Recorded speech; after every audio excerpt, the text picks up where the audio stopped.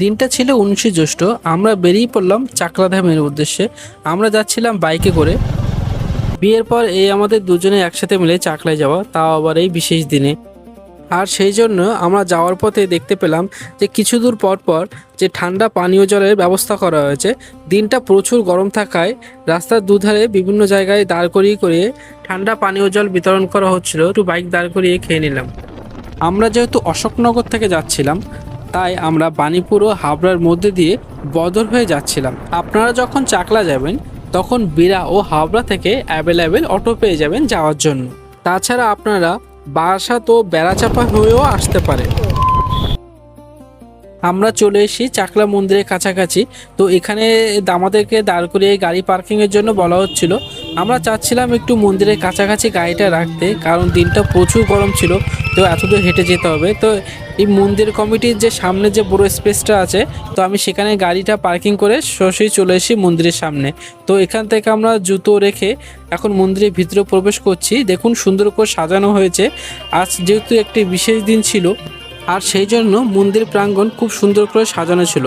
আর সেই কারণে আমরা বাইরে থেকে দেখলাম প্রচুর লোকজন পুজো দেওয়ার জন্য লাইন দিয়ে দাঁড়িয়ে আছে। তারপর আমরা সুন্দর রাস্তার মধ্যে দিয়ে মন্দিরের ভিতরে প্রবেশ করলাম। সুন্দর তো বললাম, কিন্তু সেদিন প্রচণ্ড গরম থাকায় রাস্তা পুরো গরম হয়ে গেছিলো। তো সেই জন্য আমরা রাস্তা দিয়ে হাঁটতেই পারছিলাম না। তাও আমরা আশেপাশে একটু ঘুরে দেখছিলাম। হঠাৎ করে দেখলাম বাবা লোকনাথ আমাদের সামনে হাজির। বাবা লোকনাথকে দেখে আমি তো ফুটেজ নেওয়ার জন্য তড়িঘড়ি ওনার কাছে চলে গেলাম।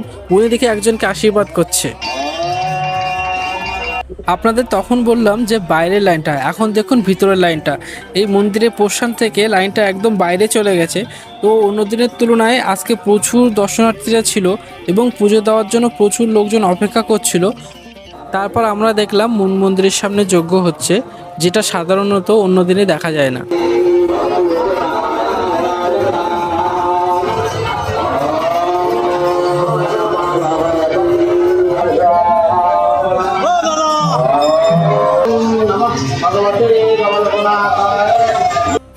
মূল মন্দিরের পাশে যে বিশ্রামাগারটা রয়েছে, তো তারপর আমরা সেখানে গেলাম এবং সেখানে যে ছোট ছোট মন্দিরগুলো আছে সেগুলো আমরা ঘুরে ঘুরে দেখছিলাম। আর সেখানে অনেক দর্শনার্থীরা বসে বিশ্রাম নিচ্ছিল। আর এর উপর থেকে মন্দিরের সামনের যে ফাঁকা জায়গাটা ছিল সেটা খুব সুন্দর লাগছিল। তারপর আমরা নিচে আসলাম এবং নিচের যে মন্দিরগুলো আছে এবং ছোট ছোট যে মূর্তিগুলো করা আছে সেগুলো দেখে আমরা চলে গেলাম মার্কেটের মধ্যে। আমরা মার্কেট থেকে ধূপ ও মোমবাতি কিনে চলে আসলাম মন্দিরের মধ্যে আরতি করার জন্য।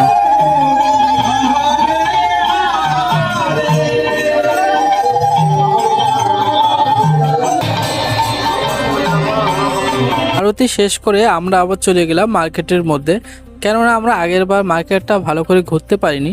তো সেজন্য আমরা আবার মার্কেটে গিয়েছি কিছু কেনাকাটা করার জন্য। প্রথমে আমাদের যে জিনিসগুলো ভালো লাগলো, এই সুন্দর সুন্দর কিছু মূর্তি এবং হাতের কাজ।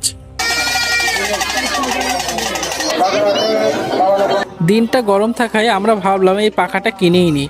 পাখাটা ভিডিওতে কতটা সুন্দর লাগছে জানি না, কিন্তু সামনে থেকে পাখাটা সত্যি দেখতে খুবই সুন্দর। তারপর আমরা ঘুরে ঘুরে সব জিনিসগুলো দেখছিলাম। তার মধ্যে আমাদের এই হেলিকপ্টারটা খুব পছন্দ হয়ে গেল, তাই কাকিমাকে বললাম একটু হেলিকপ্টারটা উড়িয়ে আমাদেরকে দেখান। তারপর কাকিমাও একটু উড়ে দেখাচ্ছিল, কিন্তু প্লাস্টিকে বেঁধে যাওয়ার জন্য আর দেখতে পেলাম না।